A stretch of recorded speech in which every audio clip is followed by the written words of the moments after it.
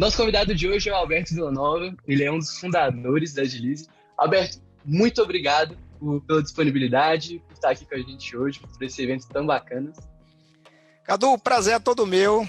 Fico extremamente feliz em estar aqui com a Jus Brasil, com você, para falar um pouco sobre contabilidade, que é um tema que eu adoro, que amo e que gosto bastante. Alberto, a contabilidade ela realmente gera muitas dúvidas para profissionais liberais como um todo. A gente vê isso muito em profissões relacionadas à medicina, saúde, odontologia, mas a advocacia em especial, ela também traz muitas dúvidas aí para quem vai começar, seja como advogado autônomo, seja em alguma sociedade de advogados. Eu queria agora entender assim, quais que são as principais dores dos advogados que buscam a Agilize para abrir uma PJ, sejam eles aí advogados autônomos ou alguns advogados querendo abrir uma sociedade de advocacia. Veja, quando o advogado vem falar com a gente, na maioria das vezes, eles já têm uma noção de que a empresa de advocacia abre na OAB, mas muitos advogados, e aí vem a principal dor, muitos advogados, eles não têm ideia, por exemplo, que a sociedade de advogados é uma sociedade não empresarial. É uma sociedade onde é aberta na OAB, porque é uma sociedade do Código Civil, ou seja, não está na parte comercial do Código, onde é aberta na JUSEB. Então, muita gente quer misturar, por exemplo, treinamento com contabilidade, com advocacia. Então, assim, e contabilidade mesmo, colocar contabilidade junto com direito, junto com treinamento, e a empresa de advocacia, ela é muito simples, e é uma sociedade simples, porque depois vou explicar por que é uma sociedade simples, e ela tem que ser aberta na OAB justamente porque não tem função empresarial, não tem função mercantil. É uma sociedade onde os sócios se juntam para vender o produto do teu trabalho. Entendi.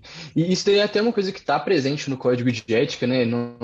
A advocacia ela tem essas disposições específicas contra a mercantilização da profissão, e querendo ou não, é uma atividade intelectual que demanda aí esse tratamento diferente, até, assim, é uma das poucas profissões que até estão na própria Constituição sendo citadas ali, profissões privadas e tudo mais, mas você falou aí, então, sobre essa ideia de uma sociedade simples, enquanto a sociedade de advocacia como uma sociedade simples.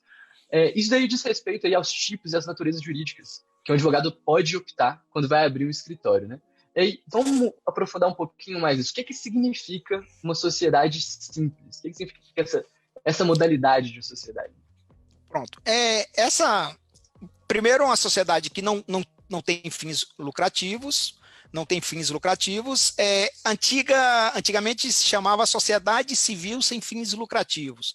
Então, com a mudança do código, aí veio a criação dessa sociedade simples, que pode ser de outras profissões, mas que a advocacia, até por força do conselho de ética da advocacia, ela instituiu determinados critérios para que, lógico, ser aberto lá dentro, lá na OAB, e com só sócios advogados,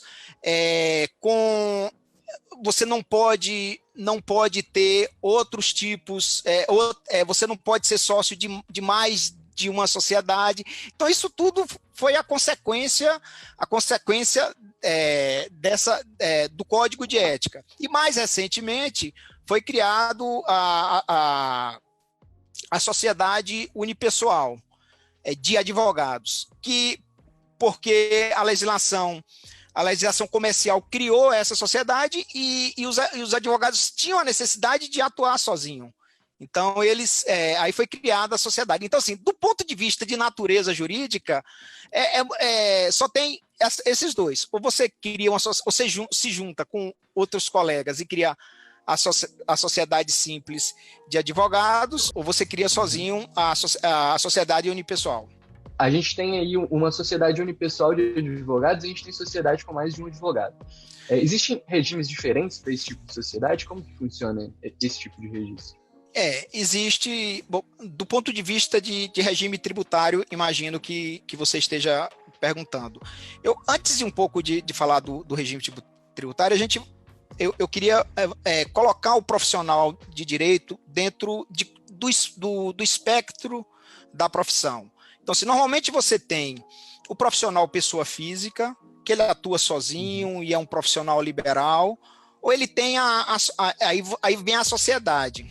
Aí, quando vem a sociedade, normalmente tem os sócios cotistas, que são aqueles sócios administradores que criaram a sociedade. Vem os sócios de serviço, que são sócios que estão no contrato social, mas que não têm direito a voto, não tem direito a voto. E existe os associados, que dentro desses associados, você pode ter os CLTs e os associados. Dentro dos associados, você pode ter pessoa física e pode ter pessoa jurídica. E esse talvez seja o nosso principal cliente hoje, é o advogado unipessoal que quer abrir uma empresa para faturar, muitas vezes, para um escritório de advocacia. Esse tem sido o nosso principal cliente. E falando sobre a tributação, então, a sociedade a empresa de advocacia, agora já entrando mesmo dentro da tributação, ela pode ser, basicamente, lucro presumido ou simples nacional. A empresa de advogado, ela é tributada pelo anexo 4 do Simples Nacional. Então, assim, o anexo 4, ele é muito bom, porque ele começa em 4,5%. Imagine um advogado que fatura até 15 mil reais por mês, ele vai pagar ali 4,5% de imposto, sendo que se ele fosse pessoa física, ele entraria na tabela progressiva do imposto de renda e teria que pagar 27,5%. E também você pode ser lucro presumido. No caso do lucro presumido, você paga de imposto federal 11,33% de imposto e mais de imposto federal e mais o ISS. A grande maioria das empresas de advogados, e aí vem a consequência lá da sociedade simples, de ser uma empresa não mercantil, ela pode ter o ISS fixo. Então, no lucro presumido, você pode ter o ISS fixo, e aí você pagar 11,33% e ter o ISS fixo. Bacana. E assim, você falou sobre o lucro presumido e sobre o Simples Nacional, e o anexo 4 que o Simples Nacional começa ali na alíquota de 4%, o lucro presumido 11,3% mais o ISS. Só que, assim, eu acho que talvez, pensando assim, até eu me formei em Direito no final do ano passado, e eu mesmo já tive várias dúvidas em relação até ao próprio procedimento de abrir um escritório de advocacia. O que são ali os primeiros passos, onde que eu tenho que fazer os protocolos, que tipo de documentos que eu tenho que juntar. Logo nesse início, assim, o que são as principais dúvidas que chegam para você em relação a esses procedimentos iniciais da abertura de um escritório de advocacia? Perfeito. O advogado, ele tem que fazer uma petição, né, no seu órgão de classe, e ele próprio faz o contrato social. Então, isso é uma prerrogativa do próprio advogado, ou dos sócios advogados. Ele que peticiona na sua seção da OAB esse contrato social. Então, assim, após o registro do contrato na OAB, ele traz essa documentação para a gente. Ali é o nascedouro da empresa. A data do registro na OAB é o nascedouro da empresa. E ele traz aquele contrato para a gente, e ali a gente vai dar entrada na Receita Federal, na Prefeitura, para criar o CNPJ, criar a inscrição municipal, dar a ele a possibilidade dele gerar a nota fiscal para ele emitir a nota fiscal. Aí eles demoram de trazer o contrato social, de devolver o contrato social. Aí quando a gente vai registrar, qual é a data do registro? A data que foi registrada lá na OAB. Aí já tem multa se for simples nacional, já tem multa de declaração que a gente não fez, tem GFIP de Constituição, então, assim, e tem, se for lucro presumido, tem DCTF. Já aconteceu com a gente, por exemplo, empresas que abriram e depois de 2 anos eles trouxeram a empresa para a gente. Quando a gente foi calcular as multas, a gente falou, meu amigo, olha, é melhor você fechar lá na junta comercial e trazer de volta, fazer uma outra empresa, porque senão você não sobrevive aqui, você vai pagar 5, 6 mil reais de multa de tanta declaração que não é feita. O que eu queria te dizer também que tem sido algo fantástico é que alguns estados, algumas seções de OAB de alguns estados, Minas Gerais, por exemplo, eles já estão sincronizados com a rede SIM, do governo federal, e ele já consegue na própria OAB gerar o CNPJ. Isso vai ser uma tônica de todas as OABs no futuro. Por enquanto, tem 4 no Brasil que está fazendo dessa forma. Entendi. Então, basicamente, assim, uma coisa que tem que se atentar é retornar logo com o contrato social, com os documentos da OAB para a contabilidade, para não ter esse risco, né, de pagar essas multas e tudo. Mas o que caracteriza, então, a minha sociedade de advocacia como enquadrada ali para o lucro presumido ou para o Simples Nacional? Primeiro, é uma prerrogativa sua, ou seja, você decide. Naturalmente, que o anexo simples, o anexo 4, é tão bom para a empresa de advocacia, para a prestação de serviço, que não há como o advogado em início de carreira ter outra opção. Então, só para você ter uma ideia, quando, assim, só para faturamento da ordem ali de 1.800.000 de faturamento bruto no ano, é que começa a ter vantagem você eventualmente ser lucro presumido, certo? Então, assim, a distância é muito grande. Então, hoje eu não vejo, por exemplo, motivo para uma empresa que abra de advocacia não ser simples nacional. Não vejo nenhuma possibilidade. Tem algumas questões aí do INSS, que eu acho que a gente vai conversar na frente, que tem pequenas diferenças entre as empresas de lucro presumido e simples nacional, que também pode impactar nessa decisão mais antecipada. Veja o que eu estou dizendo, dessa decisão mais antecipada. Mas a decisão que deve nortear o advogado em início de carreira é empresa ou sociedade, ou sociedade simples, ou sociedade unipessoal, simples nacional.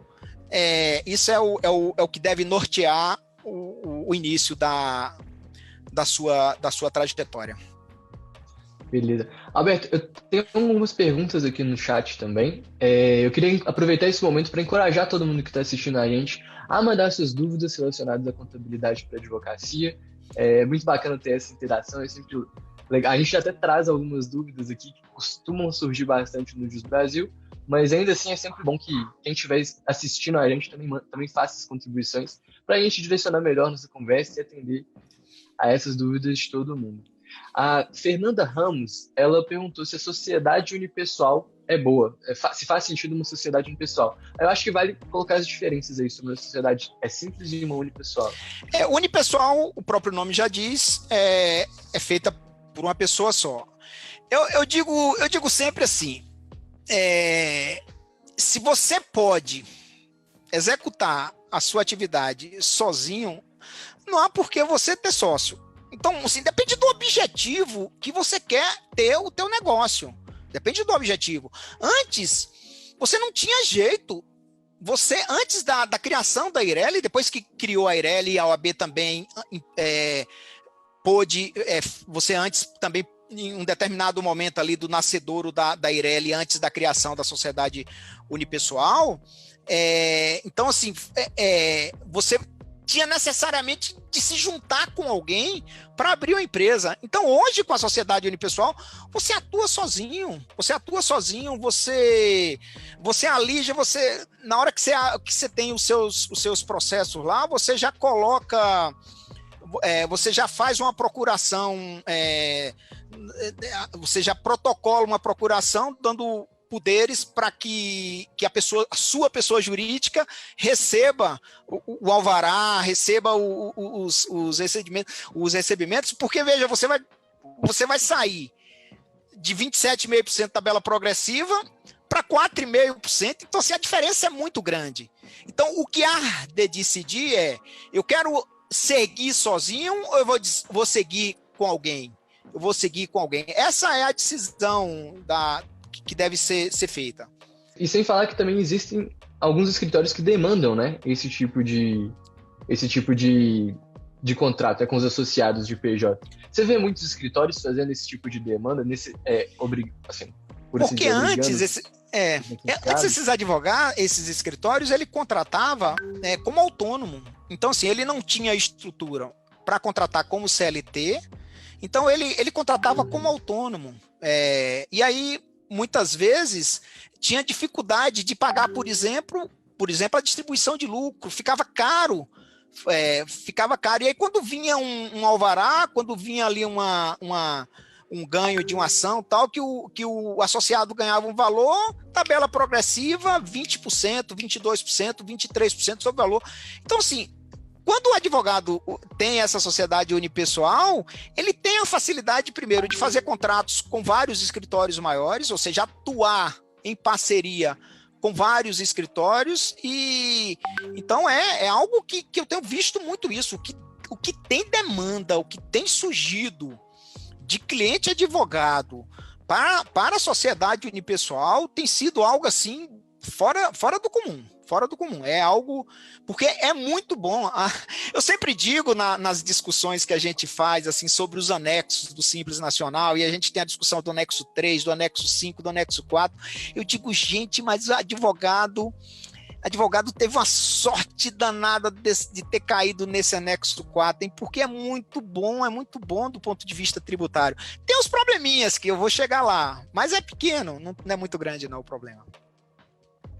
Faz sentido. E assim, até trazendo um pouco do que a gente vê bastante no Jus, a gente tem um serviço que conecta advogados no Brasil inteiro, profissionais do direito no Brasil inteiro, com escritórios que têm demandas jurídicas em outros estados, outras comarcas. É o serviço de correspondência jurídica, do Jurídico Certo. E a gente vê que tem muitos escritórios que têm essa demanda por contratar advogados que possam emitir notas fiscais, ou seja, que tenham aí as suas PJs estabelecidas. Então, às vezes, até para isso, até para poder se relacionar bem, poder formar parcerias com escritórios, mesmo em outros contextos, né, que não só trabalhando como associados e tudo, eu vejo que já faz bastante sentido, porque pode ser uma perda de oportunidade de um lado e uma cobrança a mais também, né? Pagar mais imposto no final do ano. Jogar dinheiro fora. Na verdade, é jogar dinheiro fora, porque perde todo mundo, né? Perde o escritório maior, porque tem que pagar como autônomo, porque o escritório maior, quando ele paga como autônomo, ele, além de ter a retenção do INSS do profissional, ele paga também a parte patronal do próprio escritório. Então, se nós estamos falando aí numa relação de 31% só da parte do INSS e mais a tabela progressiva. Quando você vai... e aí nós estamos falando isso aí, comparando com 4,5% e eventualmente uma retirada de prolabore, que é necessário, o advogado que tem uma empresinha, é necessário ele retirar o prolabore de pelo menos um salário mínimo. Então, a diferença é muito grande. É muito grande. Importante que todo o dinheiro, ao ser tributado em 4,5%, todo o valor pode ser, e tendo um prolabore de pelo menos um salário mínimo, todo o valor que a empresa ofere sai diretamente como distribuição de lucro. Então, só para você ter uma ideia, Nós estamos falando de um cara que fatura R$ 10.000, ele paga 4,5%, ou seja, R$ 450 no Simples Nacional, no dia 20 de cada mês, paga a contabilidade, e aí ele retira um prolabore, por exemplo, de um salário mínimo, 1.045. Ele, sobre esse prolabore, ele tem que pagar 31%, 11% dele, da retirada do prolabore, e 20% da parte da empresa. Então, assim, estamos falando de 31% de R$ 1.000, R$ 315, R$ 320. Então, assim, o cara recebe 10 mil, gasta ali R$ 1.000 e todo o dinheiro entra isento e não tributável na declaração do imposto de renda dele. Então, assim, não tem tributação melhor do que isso, não. Não tem para nenhuma outra profissão tem uma tributação tão boa, principalmente quem está iniciando. Não, com certeza. Isso daí faz uma diferença enorme para quem está começando. E agora eu quero trazer um outro tema, Alberto, que eu sei que é muito recorrente também, e querendo ou não, dói bastante no bolso dos advogados quando chega a hora, efetivamente, de fazer os pagamentos, que é na hora de tributar honorários de sucumbência. A gente sabe que assim, o judiciário brasileiro é abarrotado de ações costumam se delongar por anos, mas também quando sai aquele alvará, aí é só festa, aí é muito, assim, todo mundo fica muito feliz, mesmo na hora de efetivamente fazer a tributação, né? Especialmente quem não se preparou bem para isso quando foi fazer ali a sua PJ. Como que funciona, então, a tributação de honorário de sucumbência para esses dois modelos aí que a gente está falando, o lucro presumido e o Simples Nacional? Primeiro, eu vou colocar uma situação do próprio advogado. Ele muitas vezes ele não sabe como será essa tributação, porque muitas vezes ele acha que sucumbiu, ou seja, perda da outra parte. Ele acha que é uma multa. É uma multa e a multa não tem imposto a pagar. Primeira situação. Então, isso não existe. Tem que pagar imposto. A segunda situação, há uma retenção na fonte. Muitas vezes, a fonte, ao pagar, faz uma retenção. Então, faz uma retenção. Aí ele fala, não, já foi feita a retenção, eu estou tranquilo, não preciso mais pagar imposto. Então, e aí ele acha que já está resolvida a parte dele. Mas não, quando o dinheiro entra, seja na pessoa física, seja na pessoa jurídica, tem que ser tributado na base da empresa. Então, por exemplo, se a empresa é de Simples Nacional, ele tem que entrar na soma da receita bruta.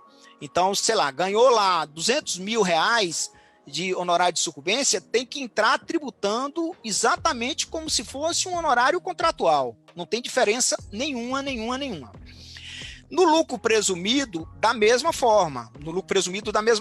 Você paga 11,5%, normalmente o ISS é fixo, então não tem nenhum tipo de tributação adicional. Só que, no caso do honorário de sucumbência, veja bem, o Simples Nacional, ele é tributado pelo somatório da receita bruta dos últimos 12 meses. E quando você tem um honorário de sucumbência, ele dá uma elevação. E aquela elevação, ele empurra vamos dizer assim, a consequência daquilo ali para todo o período, pelo menos para os próximos 12 meses. Então, o advogado muitas vezes fica questionando que não quer pagar, mas, ou seja, isso é pacífico, tem que pagar. Há um questionamento e que é discutível em relação ao ISS. Assim, por quê? Porque embora se reconheça que é uma receita, embora se reconheça isso é pacífico, mas não é receita de uma prestação de serviço. Então, assim, como não é receita de uma prestação de serviço, há que retirar o ISS do cálculo. Mas veja, no lucro presumido, normalmente, a grande maioria dos escritórios tem ISS fixo, então isso não atrapalha. Não atrapalha porque já tira ali da base mesmo, não vai pagar o ISS.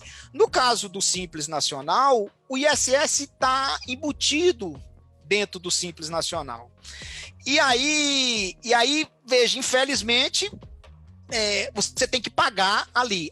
É possível tirar da base de cálculo do Simples Nacional? É possível tirar. Mas tem um questionamento muito grande, inclusive a gente tem conhecimento da seção da OAB de Santa Catarina, que vem aconselhando os advogados a não pagar essa partezinha do Simples Nacional sobre os honorários de sucumbência. Esse é o tema que eu diria assim, que mais tem dúvidas em relação à tributação. Primeiro, porque o advogado acha que não deve ser tributado, e segundo, o reflexo disso, porque ele acha que teve retenção e que ele não precisa mais pagar. Aquela retenção que ele pagou lá atrás, ele vai compensar na hora que ele for pagar o imposto. Entendi. Então, até surgiu aqui uma pergunta se na sucumbência tem que emitir nota. Acho que ficou bem claro que tem que emitir nota, tem que ter essa contribuição. Veja. Não. Opa! Veja bem, qual é a situação? Veja, não é importante. Vamos voltar. O serviço, qual é o fato gerador da nota do ISS? Seria a prestação de serviço. Então, não tem prestação de serviço. Se não tem prestação de serviço, não deveria ter emissão de nota. Não deveria, e isso, inclusive, é o questionamento da própria sessão, um conselheiro lá da OAB Então, assim, se não há prestação de serviço, se não há o serviço, por que emitir a nota? Não deve, ele, inclusive, aconselha não emitir a nota. Aconselha não emitir a nota. Essa é uma discussão complicada. Porque o ISS não deve ser pago. Então, o que a gente, na Agilize, a gente aconselha sempre, primeiro, no lucro presumido, não discute, paga porque não tem problema, porque o ISS é fixo. No Simples Nacional, a gente entende que não deva emitir a nota, certo? Que não deve emitir a nota, agora que deva pagar a alíquota certinha. E aí, porque quando você emite a nota, é possível que a prefeitura diga, não, se emitiu a nota, cumpriu uma obrigação acessória, teria que pagar o ISS também, entendeu? Então, o ISS no honorário de sucumbência é uma discussão que vai rolar ainda por muitos anos aí, porque é algo bem inicial em relação a isso. A Receita Federal, inclusive, ela diz que não deveria ser emitida a nota, entendeu? A própria Receita Federal fala para não emitir a nota, então. Mas cada município tem sua vida, né? Então, ele, vamos dizer assim, ele legisla conforme o seu bel prazer, então... E tem mais uma coisa em relação a isso aí, que no caso da parte do Simples Nacional, quando você tira isso da base, tem um reflexo muito bom na alíquota, entendeu? Então, é uma discussão importante isso aí. Honorário de sucumbência, para fechar isso daqui, eles devem ser tributados, sim. Eles não refletem necessariamente o serviço que foi prestado pelo advogado, mas isso não significa que não deve ser recolhido imposto ali. Não é uma multa, e nem a retenção que é feita antes, ela também não exime a contribuição posterior também. Pelo que eu entendi, junto com toda a receita bruta do escritório, certo? Exatamente, é isso mesmo. E ainda em relação à emissão da nota fiscal, eu vou emitir a gente deve emitir a nota fiscal para quem? Eu não posso emitir para a parte perdedora porque eu não tenho nenhuma relação com ela, eu não prestei um serviço para ela. Eu não posso emitir a nota fiscal para o meu cliente porque o meu cliente não me pagou sobre o serviço. Então, assim, entende que há uma discussão, ou seja, por que emitir a nota? Para quem pagou? Como se eu vou emitir uma nota se eu não tenho um contrato com ele, se eu não tenho nenhuma relação com ele? Então, eu não posso emitir para quem está me pagando, que é quem sucumbiu, quem perdeu.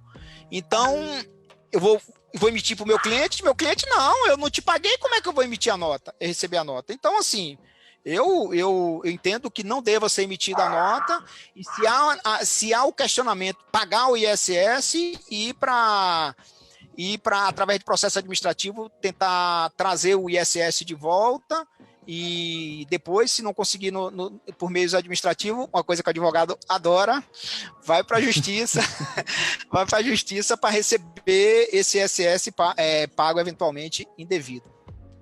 Entendi. Então, basicamente, até surgiu aqui uma pergunta sobre como tirar o ISS da apuração desse imposto, mas basicamente a sugestão é não fazer essa nota fiscal, e aí efetivamente, assim, ainda não ficou muito claro para mim, confesso, talvez. Como que faz, como que na hora de na retirada desse... na hora de gerar o Simples Nacional, você pode excluir a parte do ISS. Então, isso do ponto de vista prático, isso é tranquilo e é possível. Não teria problema nenhum você excluir aquilo lá. Então, mas a gente não aconselha isso, que é importante. A gente não aconselha que exclua, porque assim a contabilidade ela tem uma relação meio conservadora. Então, assim, a gente sabe que o advogado, ele gosta do conflito, ele gosta do contraditório. A contabilidade, ela trabalha mais na tranquilidade, um pouco com conservadorismo. Os advogados gostam de dizer que contador é medroso. Não somos medrosos. Nós somos conservadores. A gente é conservador e a gente não quer que nosso cliente que vá para a justiça e depois o nosso cliente perca lá e tem um problema. Então, assim, o que a gente sempre aconselha é pague o ISS dentro do Simples Nacional e aí depois vai discutir administrativamente e depois, no caso, judicialmente. Judicialmente, né? Então, beleza. Então, e falando com advogados aqui, eu acho que esse daí não vai ser o maior problema, né? Posteriormente resolve isso daí. Mas até por estar dentro dessa alíquota, né, de 4%. Aí é que tá, né? Porque assim, a alíquota de 4,5%, ele é inicial, até R$180 mil de faturamento bruto anual. Então, nós estamos falando de algo como 15%. Então, o honorário de sucumbência vem para quebrar um pouco essa média, né? Muitas vezes sobe, mas sobe e vai para 8%, 9%, 10%, entendeu? Assim, 10% já é um faturamento, 10%, 11% já é um faturamento da ordem de, sei lá, 1.600.000 por ano. Então já é uma coisa bem, já mais de 120 mil reais por mês, entendeu? Então já é um recebimento muito bom. Entendi, não, beleza. Acho que ficou bem claro que essa questão dos honorários de sucumbência, que é uma questão que ainda está se desenvolvendo, é uma questão que tem muita coisa ainda para ser consolidada ao longo dos próximos anos. Mas agora eu quero passar para um outro assunto que gera muita dúvida para os advogados em geral. Como que funciona o INSS em caso de sociedades de advocacia? Veja, então o anexo 4, ele é maravilhoso, até agora eu só falei maravilhas do anexo 4. Então, assim, mas o anexo 4, ele traz um pouco de maldade no seu interior, no âmago do anexo 4, tem lá um negocinho que, diferente, por exemplo, do anexo 3, o anexo 4, a parte patronal tem que ser paga. Então, assim, quando o advogado retira o prolabore de R$1.000, eu já adiantei aqui um pouquinho, ele tem que pagar também os 20% do CPP, né, que é da parte patronal. Então, isso acaba juntando com a parte dele do prolabore, que é 11%, acaba tendo 31% de INSS. Então, o INSS, o anexo 4, trouxe essa maldadezinha com os advogados. Pera, eu confesso que, assim, enquanto advogado, eu não estou conseguindo acompanhar tantos assim, esses números, mas vamos lá. No Simples Nacional, para além dos 4%, ele teria também que pagar esse CPP, que você falou, junto com o INSS dele, da retenção dele, exatamente. E sobre as retiradas, veja, sempre sobre a retirada ou de prolabore, ou eventualmente se ele pagar algum autônomo. Então, ele tem que pagar isso aí, certo? Então porque outras empresas do Simples Nacional, e essa é a grande dúvida, porque outras empresas do Simples Nacional, o INSS patronal também está dentro do imposto, está dentro do Simples Nacional, daqueles 4,5%, que no caso do anexo 3 começa em 6%. Então, o INSS está dentro daquele imposto, ou seja, faz parte do imposto. E no caso do advogado, não, ele é separado, ele tem que pagar, é como se tem que pagar por fora. Então, tem que pagar por fora esses 20%. Então, isso cria, por exemplo, numa sociedade de advogados, onde tem vários funcionários optantes pelo Simples Nacional, tanto CLT como autônomo, essa empresa ela tem que pagar, no caso do Simples Nacional, teria que pagar os 20% mais 0,5% de SAT, e no caso do lucro presumido, teria que pagar 20% mais 5,8% mais 0,5%. Então, assim, ele traz esse imposto maior na hora que você contrata funcionários. Daí que vem a decisão dos advogados associados, de muitos advogados não serem carteira assinada, não serem autônomos e serem sociedade unipessoal que presta serviço para o escritório. Compreende? Você tem um escritório maior, fatura R$500 mil por mês. Se você tem funcionário, você tem lá uma folha no Simples Nacional, você tem uma folha de 200 mil reais, então em cima daqueles 200 mil reais, eu não vou falar nem da retenção que tem no contra-cheque de cada funcionário. Naquele contra-cheque ali, você tem que pagar 20% mais 0,5% se for Simples Nacional. Se for lucro presumido, você tem que pagar 20%, 5,8% mais 0,5%. Então acaba ficando caro demais você ter funcionário no escritório de advocacia. Daí que esse caro proporcionou que muitos advogados façam contrato de prestação de serviço, que a maioria das vezes. Quando ele não é sócio do escritório, ele, na maioria das vezes, fica livre para atuar em vários escritórios, entendeu? Você compreendeu a maldade do INSS, assim? E que essa maldade trouxe vamos dizer assim, uma evolução do empreender do advogado, a capacidade que ele tem de não ficar preso a um escritório de advocacia, e ele ser livre para trabalhar em vários escritórios, produzindo peças para as necessidades daquele escritório. É bom para quem contrata, porque ele não precisa manter aquele cara ali dentro do escritório tal, com custo típicos do escritório, e o cara tá lá, ou no escritório dele, ou na casa dele, gerando a peça, entra lá e aí ganha, ou ganha pela peça gerada, ou ganha no êxito. Então, assim, essa coisa do INSS trouxe isso da necessidade da ampliação do advogado unipessoal, da sociedade unipessoal. Então, voltando só para aquele exemplo que a gente tinha trabalhado lá no início da live, de um advogado que recebe mais ou menos 10 mil reais por mês, trabalhando para um escritório, por exemplo, como esse, mas que tem a sua própria PJ, adotando o Simples Nacional. Como que ele faz esse recolhimento? Quanto que ficaria, na prática, esses 10 mil reais revertidos aí, com todos esses impostos incluídos? Ia ficar... Primeiro ele não precisa fazer nada, porque a Agilize faz tudo, certo? Então, assim, ele tem lá um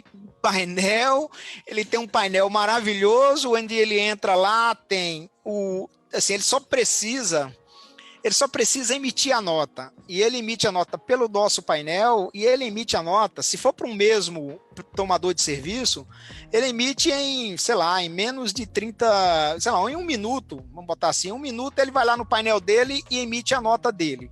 Então, ao emitir a nota dele, ele só precisa se preocupar em receber o dinheiro. Então, ele recebeu o dinheiro. Aí a gente faz a tributação dele, a tributação do Simples Nacional, a gente gera e ele recebe no painel dele o Simples Nacional com valor de 4,5% daquele valor, daqueles 10 mil, e ele recebe, por exemplo, ele decide na hora que ele vai fazer no onboard da gente, ele decide qual o valor que ele quer tirar de Prolabore.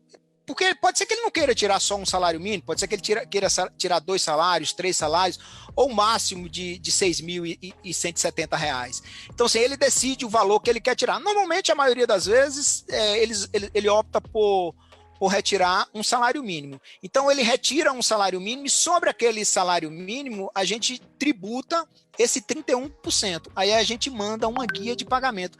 Então, assim, no dia 20 de cada mês, a única coisa que ele tem que fazer é pagar aqueles dois,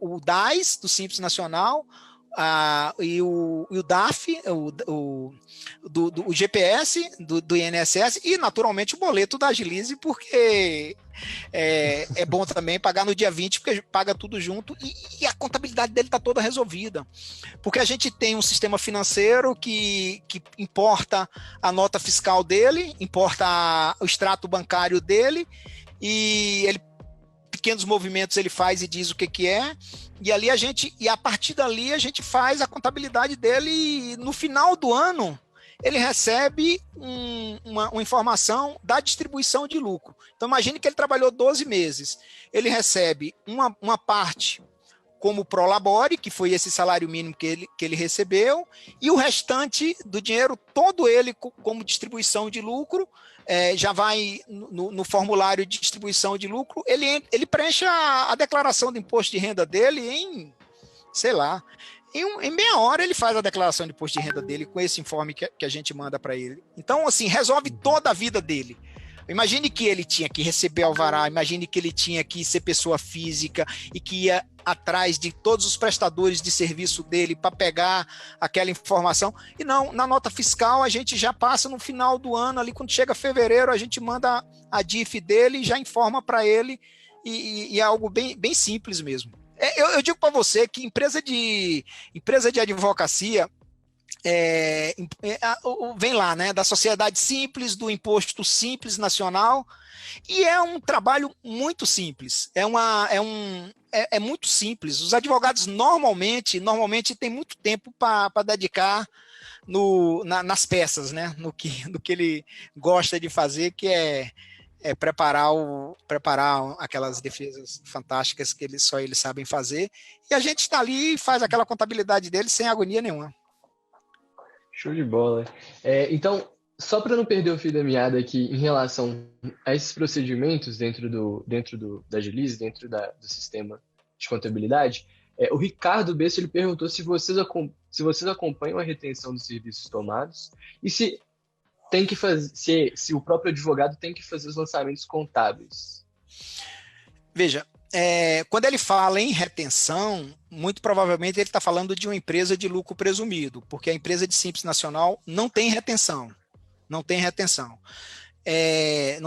Sim, no caso do lucro presumido, a gente, com o certificado digital dele, a gente já consegue saber todos os impostos que foram retidos. Esses impostos eles têm que ser discriminados na nota fiscal, né? Obrigatoriamente têm que ser discriminados na nota fiscal, mas acima de tudo, a gente, com o certificado digital dele, a gente consegue saber todas as retenções que porventura o tomador de serviço dele tem. Mas isso é condição para lucro presumido. Para lucro presumido, porque lógico, o valor é baixo, mas normalmente tem a retenção de 6,15% em relação à nota fiscal. E ele só paga a diferença. E a gente precisa acompanhar isso no caso do lucro presumido, para só mandar a diferença para ele. A diferença da tributação dele, que seria o 11,33% menos esse 6,15%.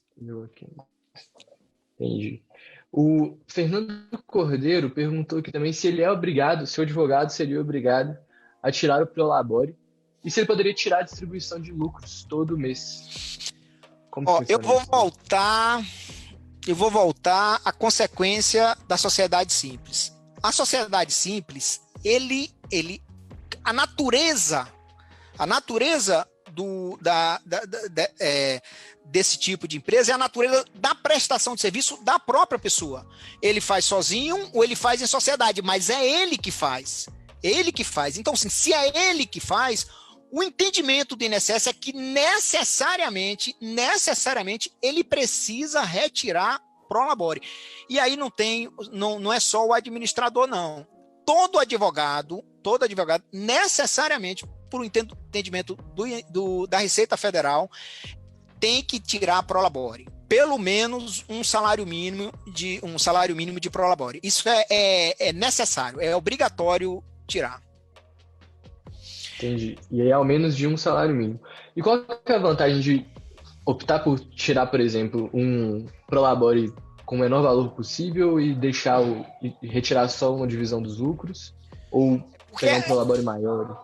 O prolabore, ele tem o primeiro problema do 31%, né? Que é primeiro o problema do 31%, que é 20% da CPP, mais 11% da retenção. Então, ele carrega o 31%.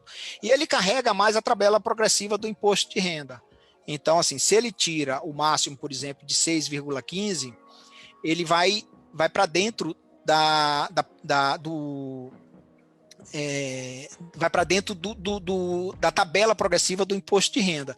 Então, isso ali vai dar para ele algo como 31 mais algo como 18, 17. Então, assim, fica caro para ele tirar um prolabore maior. Mas veja, o prolabore, as pessoas têm que lembrar que é a aposentadoria do sócio, que é a partir daquele valor retirado que ele vai se aposentar no futuro. A grande maioria dos advogados, eles não têm muito essa preocupação com a aposentadoria, não. Então, assim, eles retiram sobre um salário porque fica caro retirar, e eles sempre dizem assim, como eu vou tirar? Como distribuição de lucro. E distribuição de lucro, eu pago 4,5%, 5% a depender do faturamento, vai crescendo ali, eu tiro 5%. Eu prefiro fazer uma previdência privada. Eu digo sempre que tem que estar na regra do jogo, que é obrigado a tirar o prolabore, tem que tirar o prolabore e tem que estar pagando. Eu penso que se há possibilidade de tirar um prolabore maior para ter uma aposentadoria maior, seria interessante. Normalmente, por ser muito caro, as pessoas não optam por retirar um prolabore mais alto, mas é uma prerrogativa de quem? Do sócio, do empresário. Isso é uma prerrogativa dele. A gente explica tudo isso e ele decide. Entendi. E pode, essa retirada essa distribuição de lucros, ela pode acontecer todo mês também, normalmente, sem problema nenhum para o advogado. A empresa, ela precisa necessariamente, obrigatoriamente, ela tem que ter contabilidade.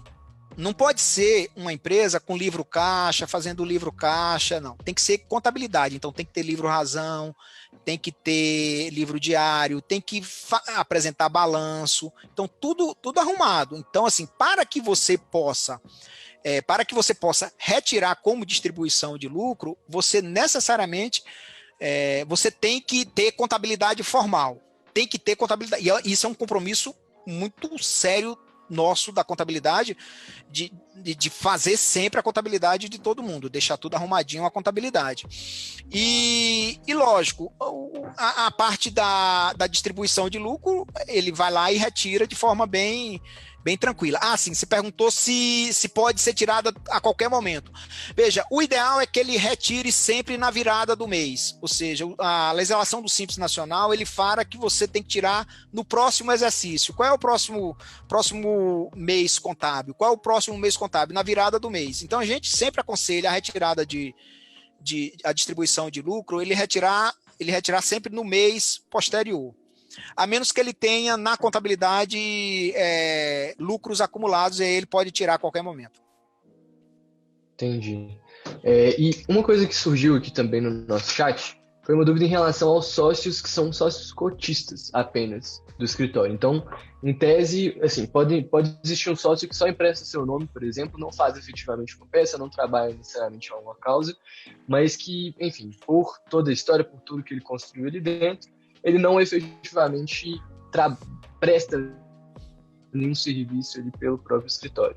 Esse sócio também precisa tirar o Prolabore ou ele pode ficar só na distribuição de lucros? A Receita Federal ela é bem clara em relação a isso. Ou seja, a natureza da operação do escritório de contabilidade, a formação de pessoas físicas, então, né, ele tem que tirar uma parte, pelo menos uma parte. Isso serve tanto para o sócio cotista, como o sócio lá que a gente falou lá atrás do sócio de serviço. Então, o sócio de serviço também tem que tirar uma parte como Prolabore. Então, assim, a definição é que fique bem claro, todo sócio de escritório de advocacia obrigatoriamente tem que tirar pelo menos um salário mínimo de Prolabore. Se não tiver tirando, infelizmente, não está correto. Corre um risco aí também, né? Alberto, seguinte, a gente está caminhando aqui para o final da nossa live. Eu vou puxar mais uma última pergunta também, mas eu já vou também puxar um agradecimento muito grande. Assim, essa live foi bem legal, eu senti que eu aprendi bastante sobre contabilidade e tirei muitas dúvidas que eu, enquanto jovem advogado, tenho em relação à sociedade de advocacia, à tributação de um serviço de advogados também. E toda essa questão do INSS, honorário de sucumbência, que, assim, confesso que deu um nó na minha cabeça, eu fiz várias anotações aqui que eu tô querendo voltar com elas depois, mas também, quem estiver assistindo a gente, essa live vai ficar salva, dá para voltar nessas outras partes, escutar novamente quais que são as regrinhas importantes a serem seguidas em relação aos honorários de sucumbência, em relação ao recolhimento do INSS, as diferenças também entre as naturezas jurídicas dos diferentes tipos de sociedade de advogados. E para terminar, Alberto, só mais uma pergunta. Quem recolhe o INSS no teto, em outra atividade, que não a advocacia, qual que é o valor que ele deverá ser pago nesse caso especificamente? Como autônomo, seria... Eu não entendi bem a pergunta. Eu imagino que veja, como autônomo... Eu não entendi, Como autônomo, ele tem que... A primeira coisa que ele tem que... Se ele não é facultativo e retirar como um salário mínimo, facultativo só pode tirar sobre um salário mínimo, se ele retirar sobre um valor maior, como autônomo, ele tem que provar que ele é autônomo. Então, assim, para o profissional liberal, isso não tem dificuldade. Não tem dificuldade. Porque, veja, nesse caso, a pessoa física vai pagar, ele paga 20% de INSS. Então, eu quero me aposentar pelo máximo. Eu quero me aposentar pelo máximo. Vou pagar sobre 6.100. Eu pago 20% desse valor. Necessariamente, ele tem que provar que ele presta o serviço e aquela informação tem que ir para dentro da declaração do imposto de renda e, além do INSS de 20%, ele tem que entrar na tabela progressiva do imposto de renda. Então, assim, acabou aquele negócio da pessoa pagar sobre 20% sobre o máximo e não ter consequência. Tem consequência, sim. A Receita Federal obriga que se coloque aquele recebimento na parte de recebimento de pessoa física na declaração do imposto de renda. Entendi. Parece aqui que falaram que era como CNPJ mesmo, não como um autônomo. Então, imagino como CNPJ, precisa saber o tipo de tributação do CNPJ. Se Simples Nacional, em que anexo ele está. Se anexo 1, 2 ou 3, que não paga o INSS, no anexo 4 paga necessariamente, e no anexo 5 paga se o fator R for abaixo de 28%. Aí já é outra discussão. Fator R é a quantidade de folha dentro do faturamento. E aí também é uma outra discussão. Mas tem que saber exatamente onde ele está, e me ache aí em algum lugar, me pergunte, porque eu tenho condição de responder mais detalhadamente. Alberto, seguinte, eu queria novamente agradecer essa sua disponibilidade. Foi uma verdadeira aula aqui sobre contabilidade para advogados. Eu senti que várias pessoas também te mandaram suas dúvidas, teve uma interação bacana aqui no nosso chat. E para quem está chegando aí também agora, está querendo rever, essa live vai ficar salva. E ela foi uma parceria do Jus Brasil com a Agilize, a primeira de muitas, espero. Queria agradecer também e dizer que estamos à disposição.